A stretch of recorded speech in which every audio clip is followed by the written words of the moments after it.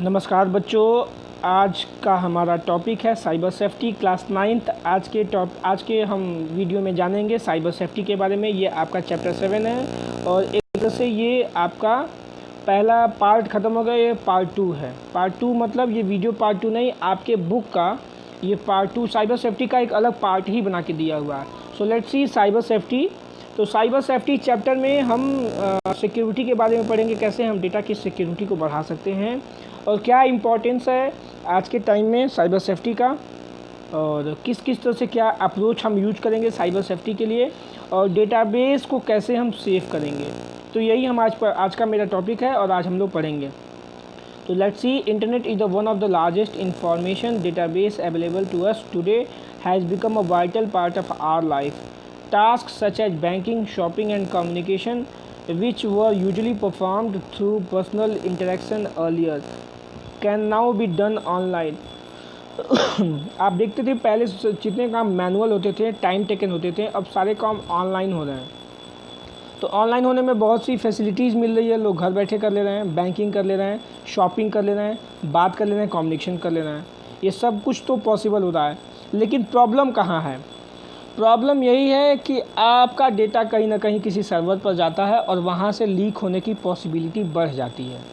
तो यही हमारा साइबर सेफ्टी का कॉन्सेप्ट शुरू होता है और साइबर सेफ्टी को हमें इम्प्लीमेंट करना बहुत ही ज़रूरी होता है। So let's see, data and information can be shared across the globe instantly in need. Internet has transformed to world into smaller and more convenient place to live it.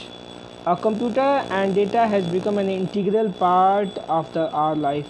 तो data, computer और data हमारे life का integral part हो गया। जैसे सब कुछ हो गया है, जैसे बाकी चीज़ें हो गई हैं जो हमारे लाइफ में इम्पोर्टेंस रखती हैं, वैसे ही आज के टाइम में जितने भी टास्क ऑनलाइन होने शुरू हो गए हैं, तो कंप्यूटर और डेटा भी इंटीग्रल पार्ट हो गए हैं। It is impossible to think even a single day without become online. तो आज के समय में तो बिना ऑनलाइन हुए एक दिन भी सोचा नहीं जा सकता है, और ऐसा किसी केस में हो भी सकता है अनडाउटली, लेकिन ऐसा होता नहीं है। Undoubtedly the internet is the best part of our life and best resources for us. तो सबसे बड़ा रिसोर्सेज आज के समय में इंटरनेट है। We may get a lot of benefit from internet without any risk if we surf and visit trustworthy link with awareness good to be techno savvy, but it is equally important to be safe online. तो जब भी हम techno सेवी होकर कोई भी internet पे access करते हैं या उसके लाभ लेते हैं या कोई भी पेज को हम ब्राउज़ करते हैं, तो ये ध्यान रखना चाहिए कि उसमें कोई रिस्क नहीं होना चाहिए। जो हमारी ब्राउजिंग है, सर्फिंग है, वो ट्रस्टवर्दी लिंक होनी चाहिए। मतलब वो लिंक ऑथेंटिसिटी उसकी होनी चाहिए। अवेयर रहते हुए उन चीज़ों को आपको एक्सेस करना है। तो सबसे पहले डेफिनेशन देखते हैं साइबर सेफ्टी है क्या। You have seen the your parent visit the bank, operate the locker, what purpose does the locker solve? Your mother keep her jewellery and valuable in his locker, her father keep important and confidential document in his locker. The locker provide a safe secure environment for the belonging. What will happen if your parent the jewellery venerable? तो इसमें एक example देते हुए बता रहा है कि locker में क्यों कोई सामान रखता है, क्योंकि उसकी इम्पोर्टेंस है कि घर पे चोरी हो सकता है, तो लॉकर में वो सेफ रहेगा। तो वैसे ही हमारे समय में, आज के समय में इंटरनेट में यहाँ दे रहा है। Similarly when you access the internet, you key in a lot of professional information on the website you visit and social networking websites that you are part of through the information and detail password protected. Yet a lot of them can access by other people. This unsecured information and details are to be stolen and misused by thieves of the internet. These are called cyber theft. Okay. तो जैसे चोर आपके document को चोरी कर सकते हैं, manually jewellery को चोरी कर सकते हैं, तो उससे बचने के लिए आप लॉकर का यूज करते हैं। उसी तरह से, ठीक उसी तरीके से यहाँ पे क्या होता है, इंटरनेट पे आप अपनी फ़ाइल को लॉगिन आईडी और पासवर्ड लगा के प्रोटेक्ट करते हैं उसी लॉकर के सिस्टम से। अगर ऐसा नहीं कर सकते हैं तो आपके डेटा को कोई भी चोरी कर सकता है, और ऐसे चोर को क्या बोलते हैं? साइबर थेफ्ट बोलते हैं, साइबर चोर बोलते हैं। साइबर थेफ्ट क्या करता है, काम क्या है उसका? Cyber theft is stealing confidential personal and financial information such as password, bank detail, credit card details etcetera. तो साइबर चोर क्या करते हैं, क्या क्या चुराते हैं? आपका कॉन्फिडेंशियल, पर्सनल और फाइनेंशियल डेटा या इंफॉर्मेशन चोरी कर लेते हैं। वो क्या हो सकता है? पासवर्ड हो सकता है, बैंक का डिटेल हो सकता है, क्रेडिट कार्ड या कार्ड का डिटेल हो सकता है, सीवीवी हो सकता है, ये सारी चीज़ें हो सकती हैं और उनका मिसयूज कर सकते हैं। तो इनसे बचने के लिए, to prevent cyber theft, you need to keep most of your personal financial information and data online data safety. तो हम उस डेटा को हम सेफ्टी के तौर पे रखते हैं ऑनलाइन, तो उसे ही हम साइबर सेफ्टी बोलते हैं। तो ओके, साइबर सेफ्टी के लिए सबसे पहले आपकी एक ऑनलाइन आइडेंटिटी होनी चाहिए। तो ऑनलाइन आइडेंटिटी का मतलब क्या है? जब भी हम कोई भी सोशल मीडिया ज्वाइन करते हैं, लाइक ट्विटर, फेसबुक, व्हाट्सएप या इंस्टाग्राम, तो क्या करते हैं? सबसे पहले हम एक साइन अप पेज क्रिएट करते हैं, अपना इन्फॉर्मेशन देते हैं और इन्फॉर्मेशन देने के बाद से हम उसे यूज करना शुरू करते हैं। अब इन्फॉर्मेशन में क्या दे सकते हैं? Your name, date of birth, address etcetera. Okay, तो ये देने के बाद से एक आपकी ऑनलाइन आइडेंटिटी क्रिएट हो जाती है, या सोशल आइडेंटिटी भी उसे बोल सकते हैं इंटरनेट पे। और people actually look at your online identity when you see your profile on social networking site. और लोग क्या देखते हैं? आपकी वही ऑनलाइन आइडेंटिटी को चेक करते हैं और उसी हिसाब से आपको फ्रेंड रिक्वेस्ट भेजते हैं या आपकी सोशल नेटवर्किंग साइट पे आपका प्रोफाइल चेक कर लेते हैं। Remember, you have to very careful as to what with whom you are exchanging the information online. तो इसमें क्या था कि आपको बहुत ही केयरफुल होना पड़ेगा कि आप किसके साथ इंफॉर्मेशन एक्सचेंज कर रहे हैं और क्या इंफॉर्मेशन एक्सचेंज कर रहे हैं। ओके, तो यहाँ लेट्स नो मोर में भी कुछ लिखा हुआ है। Internet identity also known as an identity, online identity is a social identity that is internet user establish in online communities and websites. तो वेबसाइट्स और कम्युनिटीज़ के फॉर्म में भी आपकी आइडेंटिटी क्रिएट होती है। अब आते हैं identity theft. When someone else use your online identity to create fraudulent messages और commit crimes, it is known as identity theft. Okay, अभी तो साइबर थेफ्ट क्या करते थे? चोरी करते थे डेटा को।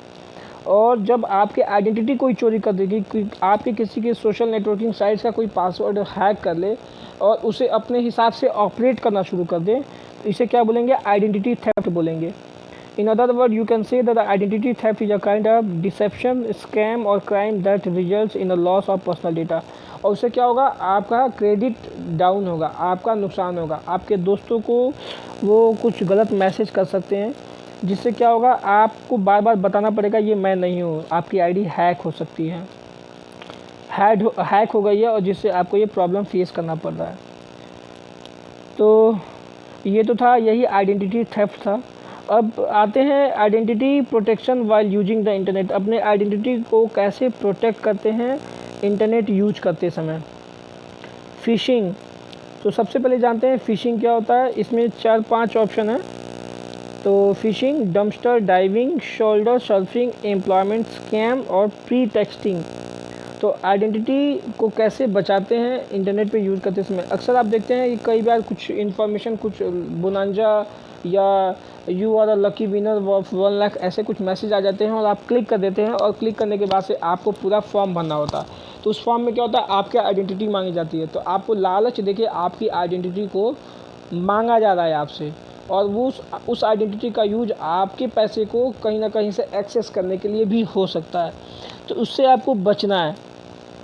तो इसके लिए कुछ स्टेप्स दिए हुए हैं और कुछ टॉपिक्स दिए हुए हैं, क्या क्या करना चाहिए। पहला है फिशिंग।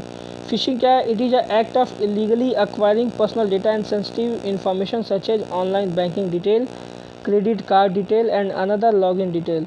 ये क्या है? इलीगली आपके डेटा को एक्वायर करने का एक तरीका है। फिशिंग क्या है? इलीगली आपके डेटा को एक्वायर करने का एक तरीका है। और किससे कैसे हो जाएगा ये? मैलिशियस ईमेल भेजकर। अब बैंक की तरफ से आपको एक ईमेल भेज दिया गया और आपने ईमेल पे क्लिक किया, उनके लिंक पे क्लिक कर दिया और वेब पेज खुल गया, और वेब पेज खुलने के बाद से आप इन्फॉर्मेशन दे रहे हैं। तो ये क्या है? ऐसा कोई बैंक आपकी इन्फॉर्मेशन ईमेल के थ्रू नहीं मांगता है, बार बार बैंक वाले भी बताते हैं। तो ये क्या है? ईमेल अगर कहीं से आता है आपके पास, केवल बैंक की बात नहीं हो रही, कहीं से भी आपकी आइडेंटिटी को चोरी करने के लिए अगर कोई मैसेज आ जाता है ईमेल पे, तो उसे मैलिशियस ईमेल या स्पैम फोल्डर में भी चला जाता है, आपको पता होगा। तो इस तरह से आपकी इन्फॉर्मेशन को चोरी कर ली जाती है। तो यह है क्या है, फिशिंग है। Dumpster diving, it is a technique use to retrieve personal information of user from his discarded document. Dumpster diving, dump करने का मतलब ही क्या होता है कि आप कोई भी सामान को जब डंप कर देते, फेंक देते हैं, तो आप अपने कार्ड को, जैसे फ़ोटोकॉपी आपने करा के रखा हुआ है, किसी भी एग्ज़ाम में देने के लिए आपने करा के रखा हुआ, यूज नहीं हुआ, आपने घर से बाहर फेंक दिया, तो इस तरह से बहुत सा डेटा आपका फेंक दिया जाता है। और जो साइबर चोर होते हैं, आपके कूड़ेदान यानी ऑनलाइन ट्रैश से इस तरह की इन्फॉर्मेशन को उठाते हैं, आपके बिल को उठाते हैं, क्रेडिट कार्ड को उठाते हैं, जो आपका आप जो अनयूज समझ के फेंक दिए हैं, और फिर उसके कोड को और उससे ट्रेस करके आपके डेटा पर वो अटैक कर सकते हैं। तो ये डंपस्टर डाइविंग है, जो आप कूड़ेदान में अपनी डिटेल फेंक देते हैं, उस डिटेल से वो आपको ट्रैक करते हैं। तो फिशिंग और डंपस्टर डाइविंग समझ में आ गया। फिशिंग का मतलब समझ में आ गया, इलीगली आपके पर्सनल इंफॉर्मेशन को एक्वायर करना, सेंसिटिव डेटा को एक्वायर करना फिशिंग कहा जाता है। फिशिंग को फिशिंग मतलब मछली वाला नहीं। Next is shoulder surfing. Shoulder surfing क्या होता है? It is obtaining personal information such as PIN at ATM machines, personal detail while filling up a form or a lock code of a smartphone through direct observation by looking one person soldiers। ये क्या है, कोई आपके पास हो, आप internet में या ATM में पिन दे रहे हैं या फ़ोन में अपने लॉक को लगा रहे हैं, तो वो आपके पैटर्न को चेक कर रहा है, देख रहा है। ये क्या है, सोल्जर सर्फिंग है।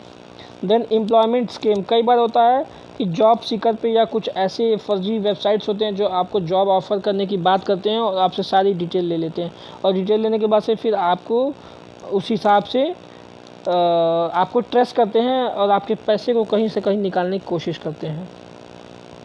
तो ये तो था आपका आइडेंटिटी कैसे आपकी प्रोटेक्ट हो सकती है, किन सब चीज़ों से ये आप नहीं करेंगे तो प्रोटेक्ट हो सकते हैं, किन चीज़ों से आपकी आइडेंटिटी चोरी होती है, ये बताया गया था। अब आते हैं many ways website track you, और एक होता है प्री टेक्सटिंग होता है। प्री टेक्सटिंग क्या है? It is a practice of obtaining a personal information using a fake name और fake company, then selling the information to people who use to steal personal identity. Okay, तो इसमें क्या करते हैं, प्री टेक्सटिंग करते हैं, पहले से हम कुछ टेक्स्ट यूज करते हैं उस व्यक्ति के, उस पर्सन के बारे में, जैसे उसका डेट ऑफ बर्थ हो गया, और प्री टेक्सटिंग करके हम उसकी इन्फॉर्मेशन को हैक कर लेते हैं। Okay, how to get track, कैसे वेबसाइट ट्रैक करते हैं? It is important to understand, suppose you are looking for coaching classes online after day और so start receiving emails from various website. जैसे आप कोई भी इस तरह का सर्च करते हैं तो आपको डायरेक्ट इन्फॉर्मेशन रियल नहीं दिखाता है, आपको एक पेज दे देता है, उस पेज को भरिए, पेज को भरने के बाद से वो कॉल करते हैं आपको, और इस तरह से आपको परेशान कर देते हैं फ़ोन कर करके। तो ये ऑनलाइन ट्रैकिंग का ये बहुत ही मतलब वेबसाइट्स इस तरह से आपको ट्रैक कर सकते हैं। These websites are also called information about the type of websites and page you are visiting, your location, what you usually read or search for on the internet. This basically can be termed as online tracking. Okay, अब इसमें tracking script है। Tracking script में IP address, cookies, इसकी वजह से आपको track किया जाता है। Then super persistent cookie HTTP referrer है, यूजर एजेंट है, एनोनिमस ब्राउजिंग है, प्राइवेट ब्राउजिंग है। तो बच्चों, अब आगे का मैं आपको टॉपिक बोर्ड पर बताऊंगा, क्योंकि ऐसे बताने में कुछ समझ में आपको नहीं आएगा, तो मैं कोशिश करता हूं कि अगली टॉपिक को बोर्ड में बताने के लिए। तो आज के वीडियो में इतना ही रखेंगे, और अगली वीडियो में फिर मिलेंगे कुछ इसी कॉन्सेप्ट्स को बोर्ड पे समझाते हुए। Okay, thank you, class 9th।